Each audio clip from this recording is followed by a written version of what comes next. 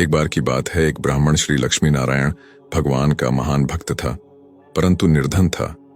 वह मंदिर की पूजा में बहुत शानदार सेवा पेश करना चाहता था, लेकिन उसके पास धन नहीं था। एक दिन की बात है, वह एक भागवत पाठ में बैठा हुआ था और उसने सुना कि नारायण जी मन में भी पूजे जा सकते हैं। उसने इस अवसर का लाभ उठाया क्योंकि वह एक लंबे समय से सोच रहा था कि कैसे बहुत शान से नारायण की पूजा करूं, लेकिन उसके पास धन नहीं था। जब वह यह समझ गया कि मन के भीतर नारायण की पूजा कर सकते हैं, तो गोदावरी नदी में स्नान करने के बाद वह एक पेड़ के नीचे बैठा हुआ था। अपने मन के भीतर वह बहुत खूबसूरत सिंहासन का निर्माण कर रहा था। गहनों के साथ लदी और सिंहासन पर भगवान की मूर्ति को रखते हुए वह भगवान का गंगा, यमुना, गोदावरी, नर्मदा, कावेरी नदी के जल के साथ अभिषेक कर रहा था। फिर बहुत अच्छी तरह से भगवान का श्रृंगार कर रहा था और फूल माला के साथ पूजा कर रहा था। वह बहुत अच्छी तरह से भोजन पका रहा था और वह मीठे चावल पका रहा था। वह परखना चाहता था क्या वह बहुत गर्म थे, क्योंकि भोजन बहुत गर्म नहीं लिया जाता है। तो उसने भोजन में अपनी उंगली डाली और उसकी उंगली जल गई।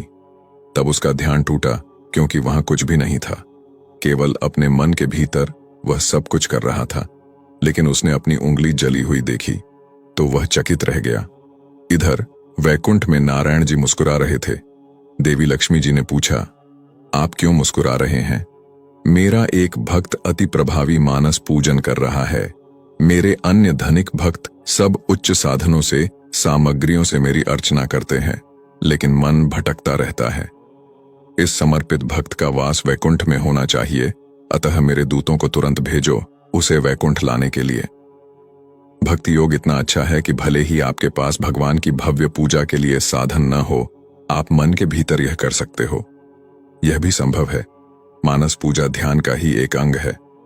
मानस पूजन सर्वप्रथम सुखासन कर बैठकर आंखें बंद कर अपने को बिल्कुल ढीला छोड़ दें। तदोपरांत मन ही मन भावना करते हैं कि हम अपने इष्ट देव को बुला रहे हैं, और उसके बाद यही महसूस होता है कि वह हमारे सामने अवतरित हो गए हैं। तदोपरांत मन ही मन भावना करते हैं कि हम उनको आसन दे रहे हैं, उनको आसन पर बैठाकर उनके चरणों को धो रहे हैं, उनके हाथ धुला रहे हैं, उनका मुंह धुला रहे हैं और फिर उनको स्नान करा रहे हैं। तदोपरांत उन्हें अच्छे अच्छे वस्त्रों को पहना रहे हैं। वस्त्र पहनाने के बाद हम उनको चंदन, अक्षत, पुष्प और पुष्पमाला आदि समर्पित करते हैं।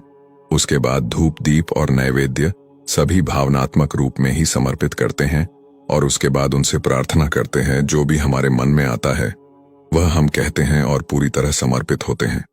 यही तो मानस पूजा है।